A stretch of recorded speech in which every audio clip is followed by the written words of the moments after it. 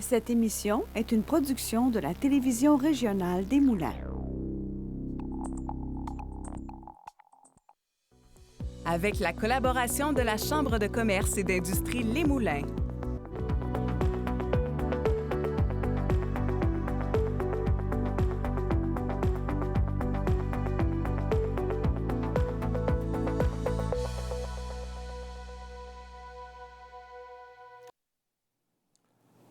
Bienvenue à Fibre. Depuis maintenant 50 ans, J.C. Perrot occupe une place unique dans l'univers de l'ameublement au Québec. Issu d'un petit commerce de village, l'entreprise s'est transformée en un chef de file reconnu à travers le pays. Porté par un savoir-faire familial et un désir constant d'innover, son histoire témoigne d'une vision entrepreneuriale guidée par la persévérance et la passion d'une famille vraiment déterminée à se dépasser. Et aujourd'hui, pour en apprendre davantage sur cette évolution remarquable, je reçois nul autre que Martin Perrot, celui qui a repris un peu avec la famille. Tu es dans l'évolution avec ton frère, je crois, dans le temps. Alors, Martin, bienvenue à Fibre E. Merci. C'est un plaisir de te recevoir. Merci d'avoir accepté l'invitation. On voulait parler de différentes formes d'entrepreneuriat. C'est ce qu'on fait à Fibre E. On fait découvrir l'entrepreneuriat sous tous ses angles. Et J.C. Perrot, je pense que qui ne connaît pas J.C. Perrot, ça manque à leur savoir. Donc, à eux de le découvrir. Mais il reste que c'est une belle entreprise familiale qui est toujours aussi ancrée québécoise. Et là, maintenant, tu m'annonçais avant d'entrer en ondes que tu as ta fille, entre autres, et tes neveux qui, eux autres, ont décidé de poursuivre l'aventure. Donc, on est à quoi? Troisième génération maintenant, là? Exactement. La troisième génération a commencé chez nous. En fait, ma fille, ça fait 3 ans qu'elle est avec nous. Elle tout le côté finance, comptable agréé. Donc, plus de problème à ce niveau-là. Ensuite de ça, le fils et la fille à mon frère, parce que nous, on est 2 là, dans la famille avec mon père. Ils sont rentrés aussi dans l'entreprise, ça fait maintenant 1 an. Et puis, le côté marketing, le côté... en fait, c'est divisé par division chez nous. Il y a l'électroménager et le meuble. Électroménager, ma division. Le meuble, c'est à mon frère. Et William, mon neveu, je suis après le coacher là, pour le monter et il devrait me remplacer, j'espère, quand même sous peu. Bon, c'est bon. Fait que là, Martin, qu'est-ce que tu vas faire? Ce sera pas facile. OK, ça va être une autre émission où on va t'inviter pour une autre émission. Qu'est-ce qui fait que Martin Perrot, on se connaît un peu, là, mais qu'est-ce qui fait que, Martin, tu es devenu entrepreneur? Est-ce que le fait que ton père, tes parents étaient entrepreneurs puis qu'ils avaient parti l'entreprise, tu as vagué évidemment là-dedans, des sofas, tu en as vu en masse dans ta vie, des poêles, des frigidaires et tout, mais est-ce que tu étais destiné à t'en aller là? Et c'était dans ton idée de devenir entrepreneur ou tu avais autre chose? Tu voulais devenir pompier, policier ou travailler dans la construction? Si tu avais su des rêves? Non, aucun autre rêve. J'ai étudié pour m'en venir chez Meubles J.C. Perrot. C'était clair pour toi, ça, là? C'était clair depuis peut-être l'âge de 10 ans. Wow. J'avais commencé par balayer dans l'entrepôt. Après ça, la livraison à 13 ans. Un petit peu de bureau, peut-être à partir de 16 ans. Les déménagements des meubles sur les planchers, la comptabilité, la livraison, la vente.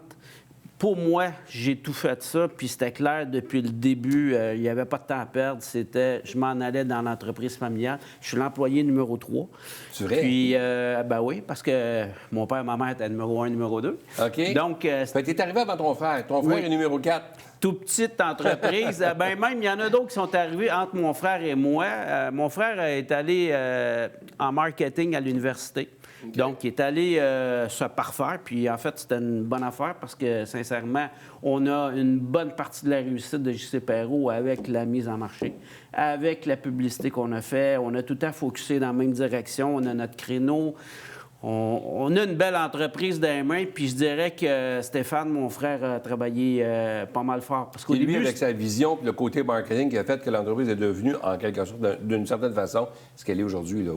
Oui, mais au début, c'était pas certain. C'était pas sûr, parce que lui, contrairement à moi, je ne sais pas s'il voulait étudier pour s'en venir à 100 % chez Meubles J.C. Perrot. Puis, il l'avait pas démontré comme il n'a pas fait tous les passages, mais la journée qu'il y a eu des compagnies qui se sont intéressées à lui, parce qu'à l'université, les tops, à un moment donné, ils sont recrutés, bien là, il a dit « Ouais, je pense que je suis prêt, là, je vais m'en venir avec vous autres. » Fait qu'on Wow. on était bien contents. Bien Wow. contents de l'avoir. Mais tu sais, de t'entendre parler de relève comme ça, entrepreneuriale, autant de votre côté, les parents étaient fiers de voir que les enfants veulent poursuivre. Mais il y a des entrepreneurs qui nous écoutent aujourd'hui. On essaie de convaincre les entrepreneurs, justement, de se lancer en affaires puis d'aller au bout de leurs rêves. Mais il y a des gens qui nous écoutent, sont des gens entrepreneurs, puis ils salivent un peu parce qu'eux autres cherchent des repreneurs, parce qu'il y a 10 000 entreprises au Québec, si c'est pas plus, qui cherchent des repreneurs actuellement. Puis c'est pas évident, là. C'est pas écrit dans le ciel que les enfants vont suivre notre trace, là, tu sais. Fait que vous ayez ça de votre côté. Et là, qu'il y a une troisième génération, c'est-à-dire les tiens, maintenant, qui veulent poursuivre l'aventure, écoute, c'est le plus beau cadeau qu'on peut pas avoir, là. Oui, mais, tu sais, dans les années fin 80, début 90, les taux d'intérêt ont explosé. Il y avait des magasins de meubles dans toutes les villes et villages de la province au Québec, au complet. C'était terrible, la compétition qu'il y avait. Aujourd'hui, il n'y en a pratiquement plus, là. Il n'y a plus le magasin dans chaque village. Mais vous ne pouvez pas savoir le nombre d'offres que moi et mon frère, on a eu pour reprendre des commerces qui n'avaient pas de relève. Ah, Puis ouais? pourtant, ces gens-là, il y avait des enfants. Pourquoi qu'ils étaient obligés d'aller à l'extérieur? Bien, moi, je pense qu'en partie, il y a peut-être un petit problème avec le propriétaire de l'entreprise. Des fois, il faut vraiment travailler en fonction que les jeunes veulent prendre la relève. Puis, chez nous, ça a été clair. Mon père est arrivé, il m'a dit « Qu'est-ce que tu veux faire dans l'entreprise quand je suis rentré? » Je dis « OK, bien, je pense que pour grandir aujourd'hui, c'est la spécialisation. Je voudrais me spécialiser électroménager. Es-tu capable de t'occuper du meuble? » J'ai dit ça à mon père. Il dit « Oui, c'est parfait, occupe-toi des électroménagers. » Puis quand mon frère est rentré, il a pris la division du meuble. Mais j'étais motivé. Et c'était un défi pour moi. Puis je pense qu'encore aujourd'hui, les jeunes, quand ils veulent rentrer dans une entreprise, il ne faut pas juste leur faire un... Oui, il faut leur montrer comment faire tout ça, mais je pense qu'il faut que le défi soit là. Oui, tout à fait. C'était un gros défi chez nous, puis on voulait grandir, on voulait prendre l'expansion. Est-ce que tu dirais que, si quelqu'un qui songe, là, qui nous écoute, qui dit « Écoute, moi, j'ai le goût de me lancer, j'ai un salaire à l'extérieur, mais j'ai la chance de pouvoir entrer dans mon entreprise familiale, puis mes parents aimeraient que j'embarque, puis que, tu sais... » Est-ce que tu as senti que tu avais suffisamment de liberté pour prendre des décisions, amener de nouvelles idées, de nouvelles... Tu sais, pour faire croire différemment. Tu sais, ton père avait sa façon à lui de gérer son entreprise. Et là, les enfants arrivent. Et là, toi, tu as tes idées aussi de comment tu pourrais améliorer des choses, ou tu vois ça peut-être d'un angle différent. Est-ce que tu avais cette liberté-là où tu devais te conformer? Parce que c'est souvent ce que les gens nous disent, tu sais, au niveau du reprenariat, dire « Je veux bien, mais je suis pas libre de faire ce que je veux. » Tu sais, j'embarque dans une entreprise, mais on me guide encore. T'sais, on lâche pas le morceau. C'est difficile pour quelqu'un qui a fondé son entreprise de lâcher le morceau. Tu comprends où je m'en vais? Oh, oui. Est-ce que ça a été le cas où tu as pu t'exprimer librement comme tu le souhaitais? Ou... Ben, chez nous, ça a été... On s'exprime librement. Okay. Mon père, le meilleur conseil qu'il nous a donné, c'est de ne pas regarder ce que les autres font, mais plus de regarder en avant. Qu'est-ce qu'on peut faire pour être différent? Puis de toujours continuer à évoluer. Pendant ce temps-là, les autres, ils vont regarder ce qu'on fait, puis ils vont essayer de nous suivre. Quand ils vont arriver où on était, on va déjà être rendu ailleurs. Et il l'a toujours fait en nous consultant. Puis il nous a toujours redonné... En fait, c'était nous autres qui avions le volant, là. Mon père, il était là, puis il nous encourageait, puis il voulait toujours faire partie des décisions, c'est normal. C'était le portefeuille. C'était lui, jusqu'avant 1997, la compagnie était à 100% à lui.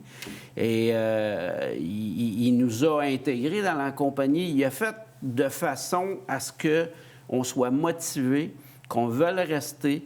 On avait des projets d'expansion, il disait jamais non. C'était plus à nous autres à dire « OK, c'est beau, on y va ».